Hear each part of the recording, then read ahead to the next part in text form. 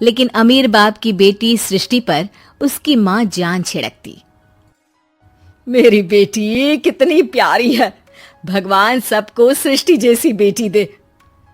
सृष्टि धीरे धीरे बड़ी होती है।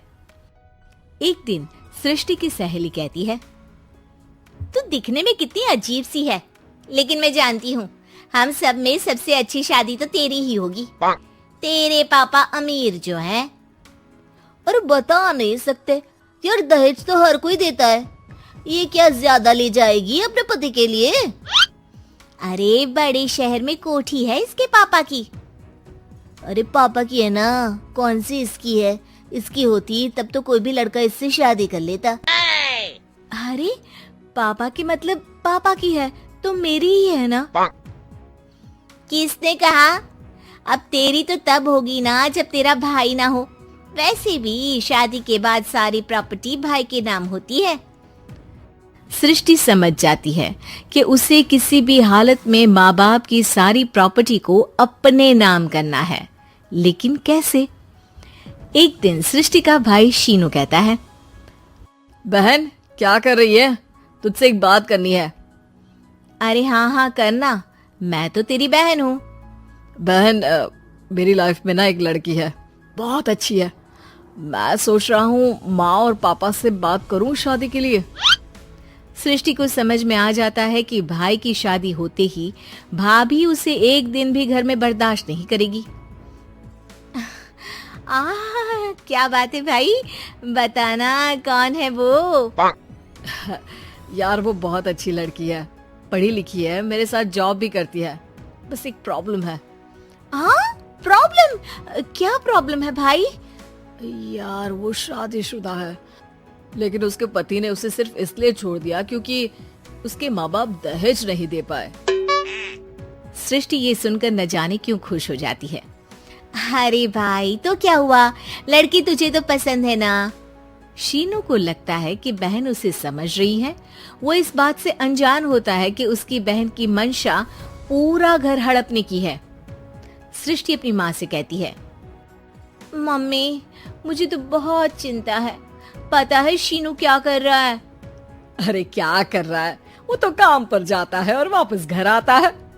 नहीं ना माँ, वो यही तो नहीं कर रहा, बाकी सब कर रहा है। हो गया, मैं सोसाइटी में क्या मुंह दिखाऊंगी?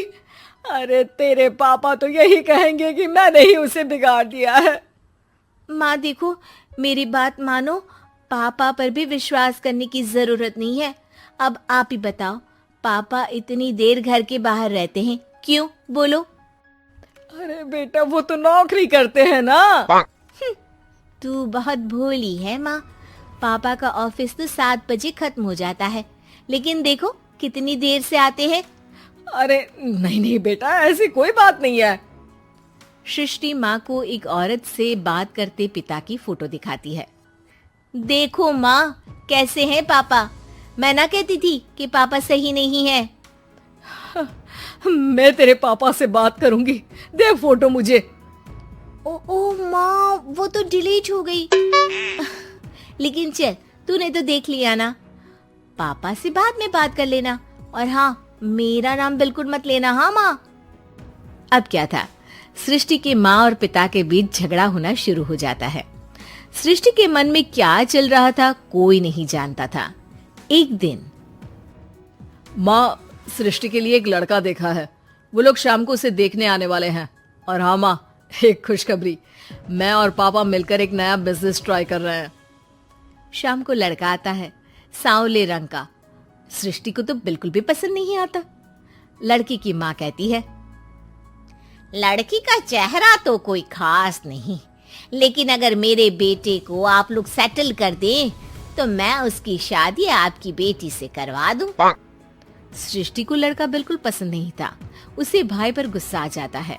लड़के वालों के जाने के बाद कहती है, माँ देखा, शीनू मेरे लिए कैसा लड़का लेकर आया, न दिखाने लायक न सुनने लायक, सेटल भी नहीं, वो भी हम करे।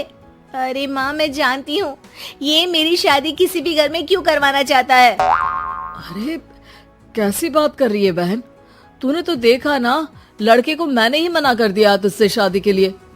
जिसने लड़का बताया था उसने उसकी बहुत तारीफ की थी।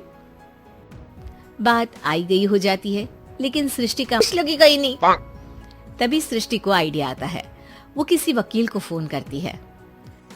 जी देखिए, अगर आपके मम्मी पापा का तलाक हो जाता है तो आपके पिता की आधी प्रॉपर्टी आपकी माँ के नाम हो जाएगी, फिर उसे वो किसी को भी दे सकती है। सृष्टि अब माँ को बेटे के खिलाफ भरती है। माँ, शीनू पर नजर रखा करो। वो जिस लड़की के प्यार में है ना, वो शादीशुदा है। यहाँ आएगी, सारा पैसा, रुपया, जमीन, जायदाद सब हड़प लेगी। पापा का भी हाल तुमसे छुपा नहीं है। ऐसा ना हो कि मैं और आप एक दिन सड़क पर भीख मांगे। हे भगवान, मैं तो जीते जी मर जाऊंगी अगर ऐसा हो गया तो। ऐसा हो गया नहीं माँ, ऐसा ही होगा।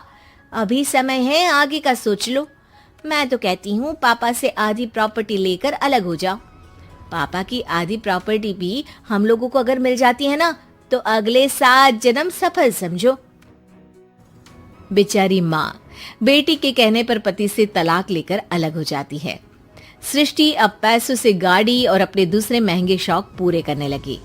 उसके दोस्त भी उसके पैसे इस्तेमाल करते। सृष्टि, कल तुम कहाँ थी?